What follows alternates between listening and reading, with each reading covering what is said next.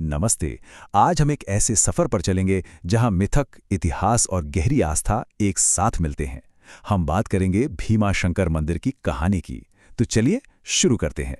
जरा सोचिए, पश्चिमी भारत की सह्याद्री पहाड़ियों के बीचों बीच घने जंगलों में एक प्राचीन रहस्य छिपा हुआ है। ये जगह जितनी खूबसूरत है उतनी ही रहस्यमयी भी। और इसी रहस्य के दिल में बसा है भगवान शिव के 12 सबसे पवित्र स्थानों में से एक ज्योतिर्लिंग। ये सिर्फ एक मंदिर नहीं है, बल्कि आप कह सकते हैं एक दिव्य ऊर्जा का महाकेंद्र है। पर आखिर ऐसी क्या बात है जो इस मंदिर को इतना पवित्र बनाती है? इसकी कहानी सिर्फ पत्थरों में नहीं, बल्कि देवताओं और दानवों के बीच हुए एक महासंग्राम में बसी है।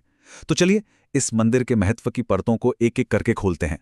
तो भीमा शंकर को पूरी तरह समझने से पहले ये समझना जरूरी है कि ज्योतिर्लिंग आखिर होता क्या है। ज्योतिर्लिंग, इसका मतलब है प्रकाश का स्तंभ या पिलर ऑफ लाइट। ये वो 12 सबसे खास, सबसे पवित्र जगह हैं जहां माना जाता है कि भगवान शिव खुद एक कभी ना खत्म होने वाले प्रकाश के स्तंभ के रूप में प्रकट हुए थे। मतलब ये कोई मूर्ति नहीं, बल्कि शिव की साक्षात जीती जागती मौजूदगी का प्रतीक है। तो अब जब हम ज्योतिर्लिंग का मतलब समझ चुके हैं, चलिए उस कहानी में गोता लगाते हैं जिसने इस मंदिर को जन्म दिया। एक ऐसी कहानी, एक ऐसी लड़ाई जिसने पूरे ब्रह्मांड को हिलाकर रख दिया था। कहानी की शुरुआत होती है एक बहुत ही ताकतवर और क्रूर राक्षस से, जिसका नाम था भीम। वो त्रिपुरासुर का बेटा था। उसने भगवान ब्रह्मा की घोर तपस्या की और उनसे अजेय होने का वरदान पा लिया। और फिर क्या था? शक्ति के नशे में चूर उसने तीनों लोकों में हाहाकार मचा दी। बात यहीं नहीं रुकी। उसने शिव के एक परम भक्त राजा सुदक्षिण को भी बंदी बना लिया। अब तो पानी सर से ऊपर जा चुका था।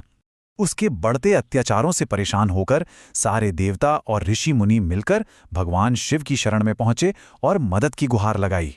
और अपने भक्तों की पुकार शिव भला कैसे अनसुनी कर सकते थे? वो प्रकट हुए और फिर शुरू हुआ भीम के आतंक को खत्म करने के लिए एक महासंग्राम। ये कोई मामूली लड़ाई नहीं थी, ये थी धर्म और अधर्म के बीच की निर्णायक जंग। और आखिर में भगवान शिव ने उस दुष्ट राक्षस भीम का वध कर दिया। कहते हैं कि उस महायुद्ध के बाद ठीक उसी जगह पर अपने आप एक शिवलिंग प्रकट हुआ। यही नहीं, ये भी माना जाता है कि युद्ध के दौरान भगवान शिव के शरीर से जो पसीना बहा, उसी से भीमा नदी का उद्गम हुआ। तो ये तो थी पौराणिक कथा, लेकिन चलिए अब जरा कहानियों से निकलकर इतिहास के पन्नों को पलटते हैं और देखते हैं कि असल में इस मंदिर को किसने और कैसे संवारा।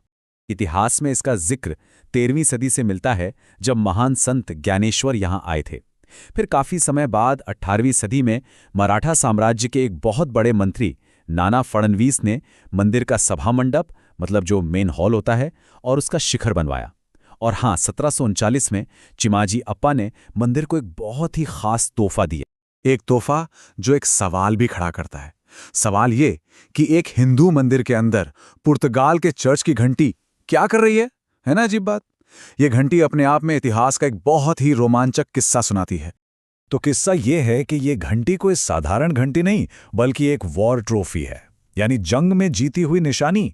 इसे पेशवा बाजीराव प्रथम के भाई चिमाजी अप्पा ने 1739 में वसई की लड़ाई में पुर्तगालियों को हराने के बाद जीता था। तो ये घंटी मराठाओं की उस शानदार जीत की याद दिलाती है। तो इतिहास और कहानी की बात हो गई। अब जरा मंदिर की बनावट और वहां के माहौल की बात करते हैं। इस मंदिर की जो बनावट है वो बहुत ही यूनिक है। इसमें 2 अलग-अलग आर्किटेक्चरल स्टाइल का संगम देखने को मिलता है। एक है नागर स्टाइल, जो उत्तर भारत के मंदिरों में दिखती है, खास तौर पर उसके ऊंचे शिखर में। और दूसरा है हेमाडंपंती स्टाइल, जो दक्कन के इलाके की खासियत है। और ये आपको मंदिर की पत्थरों पर की गई बारीक नक्काशी में दिखेगी। जो भी श्रद्धालु यहाँ आते हैं, उनके लिए एक पूरा आध्यात्मिक रास्ता बना हुआ है। सबसे पहले वो मोक्ष कुंड तीर्थ के पवित्र जल में डुबकी लगाकर खुद को शुद्ध करते हैं। फिर पास ही में देवी पार्वती के एक रूप कमलाजा माता के मंदिर जाते हैं। और इन सब के बाद आखिर में उन्हें भीमाशंकर ज्योतिर्लिंग के दर्शन का सौभाग्य मिलता है। तो सवाल ये उठता है कि सदियां बीत जाने के बाद भी भीमाशंकर का इतना महत्व क्यों है? चलिए इसकी आध्यात्मिक और सांस्कृतिक विरासत को थोड़ा और समझते हैं। देखिए, ये मंदिर सिर्फ पत्थर और गारे की इमारत नहीं है, ये एक जीवंत प्रतीक है इस बात का कि हमेशा अधर्म पर धर्म की जीत होती है। ये भक्ति की शक्ति का प्रतीक है और भगवान शिव की करुणा का भी।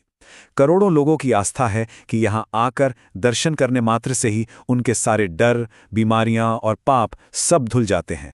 और ये सारी बातें हमें एक बहुत ही गहरे सवाल पर लाकर छोड़ देती हैं कि कैसे देवताओं और दानवों की ये हजारों साल पुरानी कहानियां आज भी इस मॉडर्न दुनिया में हमारी सोच और हमारी जिंदगी को एक दिशा दे रही हैं। ये एक ऐसा सवाल है जिसकी गूंज इस मंदिर की दीवारों से बहुत बहुत दूर तक जाती है।